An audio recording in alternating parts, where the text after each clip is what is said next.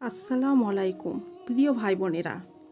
শরীরের কোথাও ব্যথা অনুভব করলে সেই ব্যথার জায়গায় 3বার হাত রেখে আল্লাহর নামে বলবেন বিসমিল্লাহ। তারপর 7বার এই দোয়াটি পাঠ করবেন। আউযু বিল্লাহি ওয়া কুদরাতিহি মিন শাররি মা আজিদু ওয়া ওয়াহাজিরু। এর অর্থ হচ্ছে, আমি যে ব্যথাটা অনুভব করছি এবং যার আমি আশঙ্কা করছি তা থেকে আমি আল্লাহ এবং তার কুদরতের কাছে আশ্রয় প্রার্থনা করছি। ভিডিওটি যদি ভালো লেগে থাকে প্লিজ লাইক, শেয়ার, কমেন্ট আর সাবস্ক্রাইব করবেন। আপনারা আমার পাশে থাকুন। আসসালামু আলাইকুম প্রিয় ভাই বোনেরা।